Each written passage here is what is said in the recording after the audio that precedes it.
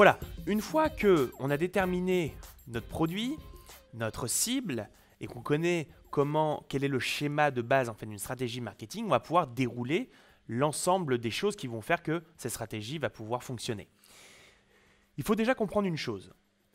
Tout ce qui est marketing sur Internet est basé sur le contenu, ce qu'on appelle le content marketing, le marketing de contenu.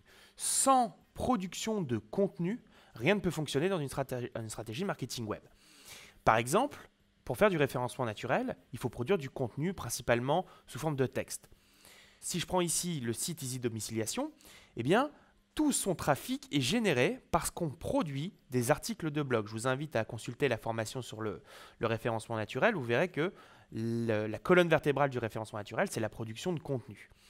Donc, on voit bien qu'ici, pour générer du trafic en référencement naturel, il faut créer du contenu texte. De la même manière, si on travaille sur les réseaux sociaux, ici, si on est sur une page, la page de NHK, fabrication de costumes sur mesure, elle ne peut générer de l'interaction avec sa marque qu'en produisant du contenu. Et par contenu, ici, on est par exemple sur simplement faire une photo avec un client, produire des articles de blog, créer des vidéos pour envoyer du contenu sur les réseaux sociaux et donc attirer de nouveaux prospects ou même interagir avec les prospects existants pour qu'ils se rappellent de la marque. Si je prends ici Business Antidote, on ne pourrait générer du leads que en proposant de s'inscrire contre un contenu. Là, en l'occurrence, le contenu, c'est une formation gratuite. Donc, on génère du trafic par référencement naturel ou par réseaux sociaux en produisant du contenu. On convertit ce trafic en leads en proposant un contenu.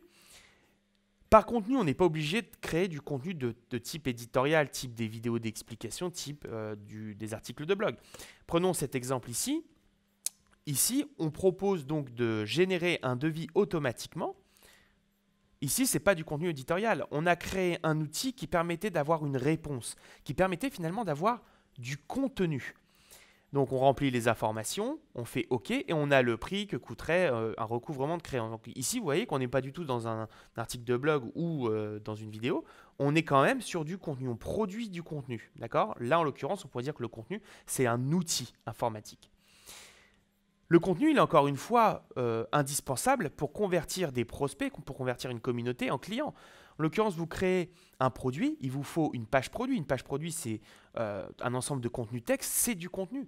Une vidéo de vente, c'est du contenu.